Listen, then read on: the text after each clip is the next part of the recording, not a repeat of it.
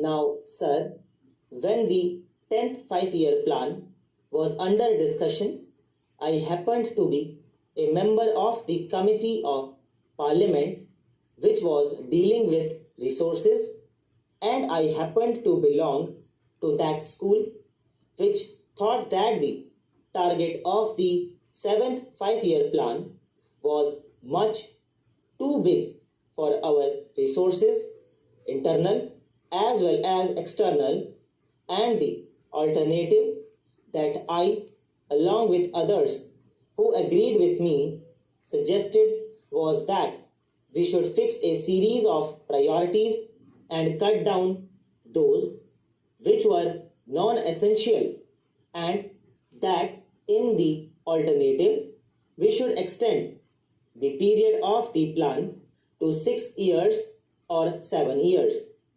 Parliament, after debating the whole issue, unanimously agreed in both the houses that the targets of the 10th five-year plan as laid down by the Planning Commission should be carried out.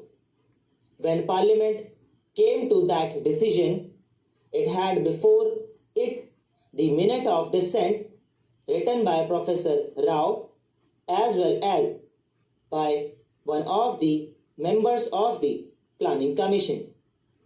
Both these gentlemen had also warned that the target of the plan was much too big for the resources of this country. However, Parliament took that decision, and after that decision, we had a general election in the country. The 12th five-year plan was before the country, and the country, by an overwhelming majority, approved the plan and returned this party in greater numbers in the Lok Sabha this time than was the case last time. Therefore, it is too late in the day to ask the Finance Minister or the Government of India to scale down the targets of the 10th five-year plan. We, as a people and also as a parliament, are now committed to the execution of this plan, wherein a target of rupees 48,000 crores was fixed. It is now, I believe, increased to rupees 52,000 crores or rupees 54,000 crores. Now, when we have agreed on that basic point, then we must find the resources to implement that plan. For some time, we had also debated the question of deficit financing, which of course is a euphemism in modern parlance for the printing of notes. When we need money, we issue treasury bills, and notes are issued by the Reserve Bank. This sort of thing cannot continue forever.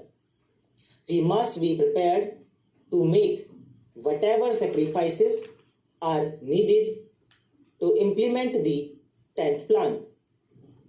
Therefore, I submit, starting with these two assumptions, namely that the plan target has got to be implemented, and secondly, the deficit financing has got to be avoided, both in the interests of the economy as well as of progress. We are left with only one option, namely to impose taxes. I know that our present Finance Minister, Dr. Manmohan Singh, is a man of conviction, and what is more important, has the courage of his conviction. That is why I think in living memory he is the one Finance Minister who has come out with this bold and courageous plan of imposing taxation to the tune of rupees 1,000 crores in one single year. To impose taxes of the dimension of rupees 1000 crores in one single year requires tremendous courage, and I must congratulate him for the step that he has taken, because it was the least that any finance minister could do, faced as he was with the circumstances which I have just narrated. With the imposition of these taxes, the uncovered deficit dwindles down from rupees 500 crores. That itself is a great help. I believe the government should take immediate steps when we are taking very drastic measures to tax every sector of society, from the rich to the poor. It becomes a duty, in fact a trust, that the money that we raise is spent as carefully and as economically as possible.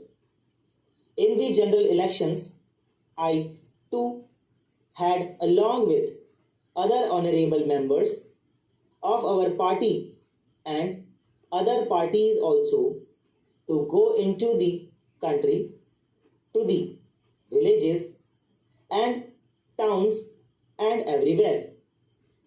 The people did not mind these taxes, but the grievance is that some of the money or a lot of money is being wasted.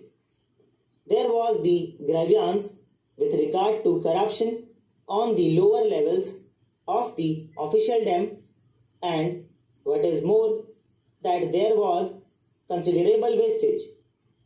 Every official, even a small official, seems to be having a jeep or a Maruti and is running about burning petrol and spending on PA, DA, etc., and the work is being rushed through in the months of February and March in order that the grant may not lapse, as if the taxpayers' money were meant to be sacrificed ruthlessly and mercilessly whatever happens.